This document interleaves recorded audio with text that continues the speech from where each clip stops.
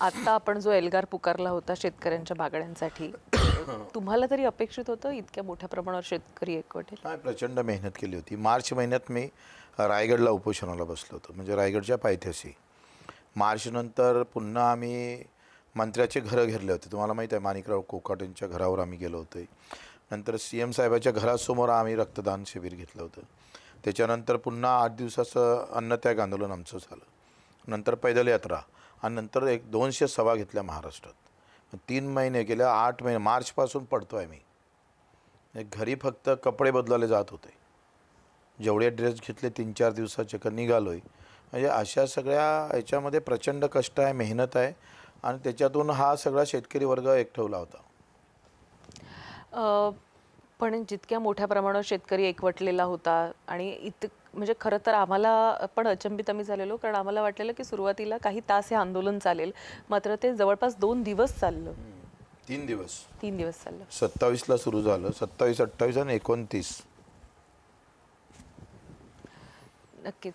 पण हे आंदोलन सुरू होत असताना मुख्यमंत्र्यांनी बैठक लावली, 2 उपमुख्यमंत्री त्या बैठकीला होते आणि तुम्ही थेट सांगितलं की मी येणार नाही. म्हणजे असं पहिल्यांदाच आंदोलन बघायला मिळालं की जिथं आंदोलनकर्ता मागणीसाठी म्हणून आंदोलन करतोय, त्यांच्या मागण्यांवर म्हणजे एक सकारात्मक विचार करण्यासाठी म्हणून सरकारची कमिटी किंवा एक बैठक सरकार मुख्यमंत्री लावतात आणि तुम्ही थेट म्हणालात की मी येणार नाही. नाही, त्यांची बैठक ना 28ला लागली होती. म्हणजे ज्या दिवशी आमचं आंदोलन म्हणजे महत्त्वाच्या टप्प्यावर जात होतं, त्याच वेळेस त्यांनी ते बैठक लावली. तर आम्ही सगळ्यांना अंदाज आला असेल आंदोलनाचा, म्हणून बैठक लावली असेल. त्यांनी 5-6 दिवस अगोदर लावली असती तर गेलो असतो. पण आम्ही जर त्या दिवशी 28ला बैठकला गेलो असतो तर त्यावेळेस 1 ते 1.5 लाख लोक तिथं हजर होते आणि ते चिघळलं असतं, म्हणजे आंदोलन हातातून गेलं असतं. आणि आम्ही सगळ्यांनी विचार केला आणि ते त्या दिवशी जाणं आम्ही टाळलं. पुढची डेट मागून घेतलेली तुम्ही की पुढच्या डेटला? नाही, काय झालं आहे, आंदोलनाची पूर्ण जर तुम्हाला पार्श्वभूमी ऐकायची असेल तर आम्ही आंदोलन जे स्थळ आहे त्याला आम्ही 4 महिने अगोदर निवडलं होतं. बरं. त्या ठिकाणी मी 10-15 वेळा गेलो.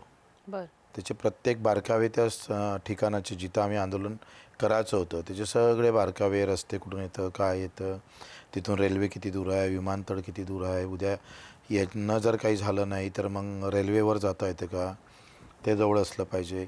म्हणजे पूर्ण आम्ही ते अभ्यास केला होता. त्याच्यावर त्यानुसार ते लोकेशन सिलेक्ट केलं. ते लोकेशन आम्ही ठीक केलं आणि मग आम्ही सांगितलं की CMच्या घरी जातो आहे.